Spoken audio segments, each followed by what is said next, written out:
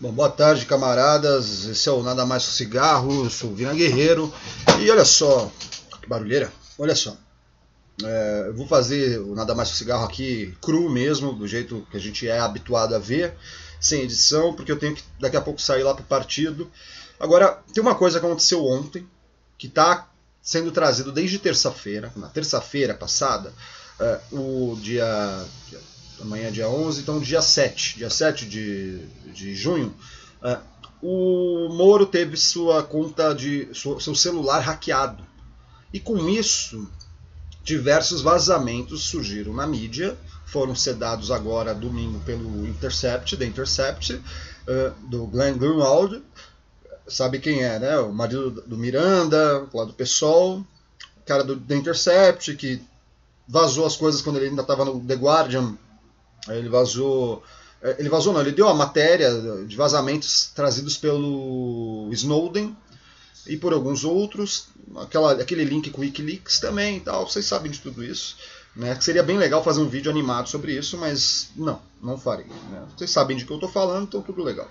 Então, ontem ele fez lá no The Intercept um vazamento, né? Ele postou uma matéria, fez uma matéria e liberou vazamentos de conversas no WhatsApp, no Instagram, no WhatsApp e no Telegram do Moro e do Dallagnol, com base no Moro, tá? Com base no celular do Moro. Agora, ele fala, inclusive, que todas essas informações ele já tinha antes do hackeamento das contas do Moro, tá? E ele tem a certa liberdade de imprensa, o que ele fez não foi ilegal, certo? Mas ele falou, olha, eu já tinha uma fonte lá perto do Moro antes. O que ele não disse é como é que essa fonte teria acesso ao celular do Moro.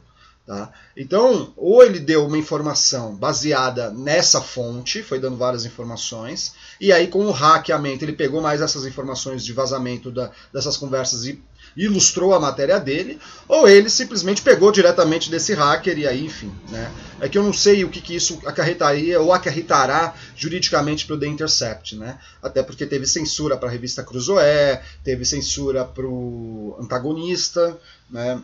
Diferente do ponto de vista desses caras, se são próximos a nós ou não, é um pouco delicado quando a gente faz censura jornalística em tempos democráticos, né? Censura de imprensa, desse tipo de material, né? Até porque nos censuraram coisas ilegais, né? Vão censurar coisas legais, né? Coisas legítimas, eu quero dizer. Legal ou ilegal, tá? No sentido jurídico, tá? Não de ser legal, tá? Bom, ali tem umas conversas entre o Moro e o Dallagnol dizendo o seguinte, que é o seguinte, na verdade, no jurídico é assim. O Ministério Público oferece uma denúncia, tá? Para um réu, para um indiciado. A defesa promove a defesa, é isso.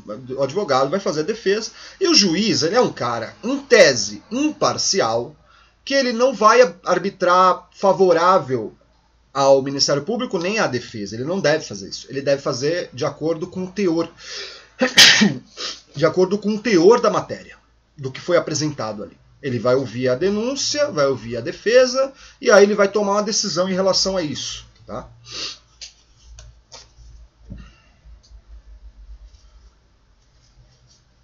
Ele vai fazer uma defesa ele vai arbitrar em relação à defesa e à acusação, tá?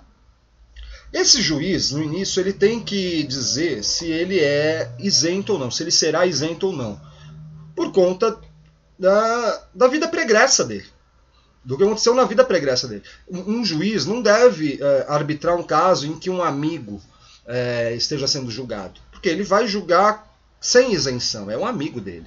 Ele também não poderá fazê-lo por um cara que é inimigo dele, um cara que tem inimizade com ele, né? Um adversário político também. Por que eu estou falando essas coisas, né? Isso já deveria até ter sido revisto, eu falo disso há muito tempo. Porque o Moro, o pai do Sérgio Moro, ele fundou o PSDB do Paraná, junto com o velho Richa, o pai do Beto Richa, que foi governador, inclusive, né? Eles fundaram o PSDB. O Moro cresceu no seio de uma família tucana.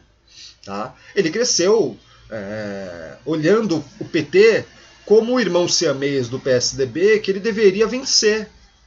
porque não davam para coabitar o mesmo espaço, o espaço do paulistocentrismo, o espaço da moralidade, dessa revisitação da UDN, né, esses aspectos, né, sabe? Vocês sabem do que eu estou falando, né? Que o PT e o PSDB fizeram tanto forte desde a fundação até os anos 90, 2000, até virarem governos e tal, e aí provarem do poder e se chamuscarem com a coisa pública, não é verdade?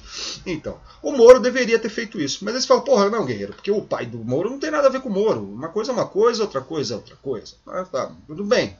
Se você entender também que os filhos do Lula não tem nada a ver com o que o pai dele fez, os netos também não tem nada a ver com o que o avô dele fez, legal, vamos junto. O pai não pode, a ação de uma pessoa não pode respingar nas famílias dessas pessoas, correto? Correto. Então por que deram, por exemplo, as falas da mulher do Lula e do filho deles conversando? Uma coisa que não vinha ao caso, e aí que vem aquele termo, não vem ao caso. Essa questão de não vir ao caso tem muito a ver com o que está na matéria, o que está no processo. Isso não vem ao caso, não cabe dentro do processo. Não vinha ao caso, então, publicar uma conversa captada de maneira ilegal, tá? Não era ilegal, tá? Porque tinha grampo autorizado na justiça para Lula. Mas não para as conversas que não fossem do Lula. Uma conversa da mulher do Lula com o filho do Lula, uma conversa ilegal. Só usaram aquilo na mídia, né? Então, assim, um crime. Vazar. Captação não é o crime é vazar aquilo para a mídia. Tá? Não vindo ao caso, aquilo não poderia arbitrar dentro do processo do Lula a favor ou contra. Por quê? Não vinha ao caso, certo? Então essa é a primeira questão. A segunda questão é depois. Vaza uma conversa entre a Dilma e o Lula. Aquela do Messias, que ela estava gripada, ela não falou Messias, e não é o Bolsonaro, é o Messias, é outro cara. Era um imediato dela, um garoto de recados, um cara lá que trabalhava lá perto do Planalto e tal. E que entregava coisas aqui e ali, tá bom? Certo? O despachante, né? O despachante não, um cara que leva, tipo um office boy do Planalto, tá bom? É um cara de confiança da presidente naquele momento. Levaria lá o papel que o Lula só teria que assinar para dizer que ele seria ministro. Essa conversa também foi vazada. E aí o Supremo, um dos ministros do Supremo, acho que foi o Barroso, diz que não, o Lula não pode ser ministro, dá uma liminar para ele não podendo ser ministro, queima essa largada aí, tudo bem, e aquilo vaza na mídia e aquilo faz com que o Lula não possa ser ministro, tá bom? Tá.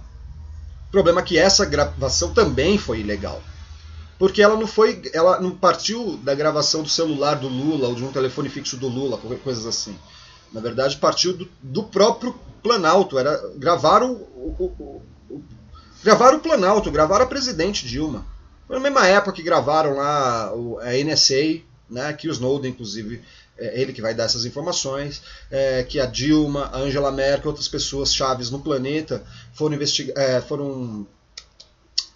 grampeados pelos Estados Unidos, pela NSA, essa agência estadunidense de inteligência. Né? Então, não tendo sido o Lula, que era o alvo da ação, sido grampeado, tendo sido a Dilma, de maneira ilegal, e aquilo é crime, é traição ao Estado, traição à pátria, né? Até extrapolam, diz que nos Estados Unidos esse tipo de coisa leva até a pena de morte. Não sei se isso é verdade, depende do Estado, provavelmente. Né? Tendo feito isso causou, na verdade, celeumas populares. Gerou comoção popular, né? E é muito louco, porque tem uma conversa entre o Moro e o Dallagnol sobre isso, e o Moro falando, olha, a gente vazou essas coisas, eu não sei, aí eles usam os termos em inglês e tal, e o Moro fala assim, olha, teria que pegar muito bem, tem que dar uma olhada, entra lá no The Intercept e você vai ver o que eu estou falando. Mas o Moro fala, bom, tá gerando uma reação ruim, mas era necessário, e o Dallagnol falando, eu acho que era necessário, bem disso, daquilo, babá. Tudo bem? Então quando você faz uma situação de conversas assim, conversas que não tem que haver, porque o Moro, ele era juiz de primeira instância nesse momento, o Dallagnol, ele é do MPF, Ministério Público Federal, entendeu? Essas conversas, no máximo, poderiam acontecer entre quem vai formar o inquérito e quem vai apurar o inquérito, que é a Polícia Federal e MPF, mas nunca o juiz teria que saber de tudo isso, dar dicas, dar indicações do que fazer, com quem falar, quando falar, por que falar. quando vazar, por que não vazar, tomar cuidado, não tomar cuidado, porque o juiz ele tinha que ser isento. O fato é que o Moro agora, isso para mim nunca foi novidade, mas agora vai aparecendo, a verdade vai aparecendo, né? Uma verdade, a gente não sabe se toda a verdade, né? Porque o The Intercept também está dando o que quer, e o jornalismo é mais feito pelo que não dá do que pelo que ele dá, tá ok? Tem que entender essa porra, tá ok? Tem que entender esse sentido. O The Intercept agora vaza essa informação, mostra, né, faz uma matéria apurada tal, diz que tem uma fonte anterior e diz que também usa essa parte do vazamento pelo hackeamento, que agora a Polícia Federal entrou no caso e vai ver o que vai acontecer. O fato é que isso mancha a imagem do Sérgio Moro. Sérgio Moro também que já está entrando numa pendenga com o próprio Bolsonaro. Eu não sei se algum tempo atrás vocês lembram, no início do ano, eu falando que uma das primeiras vítimas do governo Bolsonaro seria o próprio Sérgio Moro, que seria reconduzido ao status de arauto da moralidade, da não corrupção, incorruptibilidade, porque o governo do Bolsonaro faria tanta besteira que ele fala assim, ó, eu não consigo estar aqui dentro, eles também são sujos, né? E eu vou sair do governo. E aí ele fica lá no alto na Globo, botando holofotes lindos nele, para ele concorrer à presidência, que esse é o interesse. O interesse do Moro, na verdade, era ser ministro do Supremo. Esse foi o acordo, foi o que ele fez, tudo o que ele fez depois, sabendo do Bolsonaro candidato, não deixar o Lula falar, uma série de coisas, e manter influência, mesmo não sendo mais juiz, né? Mantendo a influência na Lava Jato, não deixar o Lula falar, dar entrevista, ajudar como cabo eleitoral, coisas assim. O acordo que ele fez eu quero ser ministro do Supremo. O Bolsonaro queimou a etapa dizendo que ele seria ou não seria ministro do Supremo. Os caras do Senado, alguns inclusive que serão julgados pela Lava Jato, só olhando essa situação de longe, falando, mano, esse cara a gente vai, vamos ver se a gente constrói de uma maneira para que ele não passe, tá? Você queimar a etapa na política é um troço muito ruim, porque afeta a carreira da pessoa. O Bolsonaro, ele diz que vai ser o Moro, diz que não vai ser, depois o Bolsonaro mesmo vem com um elemento de vamos botar um evangélico, por que não evangélico? O Estado é laico, mas eu não sou. Vocês lembram disso, semana retrasada? Então, vocês vão observando que a relação entre o Bolsonaro e o Moro não é das melhores. É que o Moro ele está sendo bem discreto, mas ele deve estar puto da cara com essa questão de saber se o COAF vai ficar sob a tutela dele ou do Guedes. Porque quem é investigado no COAF? Um dos filhos do Bolsonaro. Então você vai olhando essas coisas, essas construções, e vai entendendo que não tem moralismo nenhum ali. Ali é pataquada mesmo. É o sujo falando do mal lavado. Tá falando do PT, tá falando do sistema, o problema do sistema atual da República, o Bolsonaro. O Bolsonaro, ele é o sistema. Ele é mainstream. Não adianta falar que todos esses caras que falam que são de fora do sistema são os caras mais dentro do sistema. Todos eles. Dória, Bolsonaro, enfim. O Moro também, por que não? Tá? Então, a coisa está caminhando um pouco disso. A etapa dele está queimada, provavelmente isso tenha inviabilizado essas denúncias do Intercept, tenha inviabilizado a carreira dele no Supremo, vai empurrar ele, de alguma maneira, para ele ser candidato a presidente. E isso vai afetá-lo. Em algum momento, o Moro pode sair do governo agora, do Bolsonaro. Entregar e falar assim, não... E vai entregar bonito. Vai falar assim, ó, não consigo compactuar com essas práticas. Tudo que eu combati contra o PT e o PMDB, eu combato agora com esse governo. E ele vai ser um cara que vai se avolumar na oposição ao Bolsonaro. Uma oposição tímida, como a do João Dória, que já vem descolando aquela questão de Bolsodória do Bolsonaro e já vem trabalhando também para ser... Então você imagina, pode vir uma chapa aí de Dória com Moro, né, até porque são tucanos, pode vir uma chapa de Dória contra Moro, né, o Dória como candidato a presidente no governo, o Dória como presidente, e o Moro, sei lá, indo para um terceiro partido. Enfim, tá bagunçado esse meio da direita aí agora, né? Mas é bom que o peso na extrema-direita, no proto-fascismo e no fascismo, vai ser esse peso vai sair aos poucos e vai se encaminhar por uma questão ultraliberal e conservadora, também no sentido da moralidade pública, né, de ser sisudo com a coisa pública, né, eficiente nos gastos, esse tipo de coisa. Né, tá? Isso é o que vai acontecer nesse momento. Eu já vou encerrando aqui. Mas deem uma olhada, não tem novidade nenhuma. Tá? A questão é que quando você obriga, quando você adquire provas de alguma coisa de maneira ilegal, isso gera nulidade no processo. Então também há uma expectativa, inclusive a blogosfera toda está em polvorosa aí, dizendo que o Lula, esse processo contra o Lula pode ser anulado a qualquer momento e ele pode sair. Também não acho que vá por aí, não sei se isso é o correto. Mas o fato é que jogaram o nome do Moro na fogueira, e não é com o intuito de derrubá-lo, é com o intuito dele cair para cima. Tá? O sistema não vai querer ele como ministro, mero ministro do Supremo.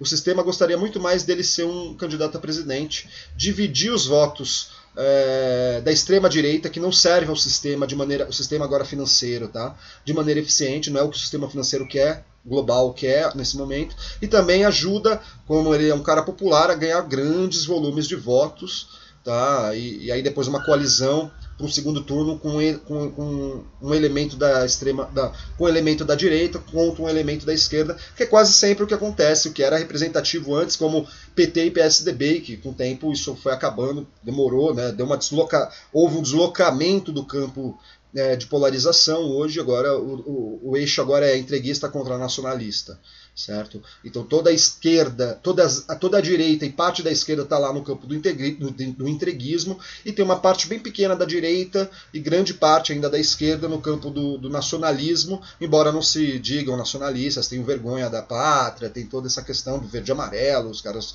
não gostam de hino nacional, enfim, é onde a gente se situa, inclusive, nos destoando, inclusive, desses caras, porque o PDT tem que caminhar de uma outra maneira, certo? Então tá bom, um abraço para vocês, vamos acompanhando isso aí. Valeu, um abraço.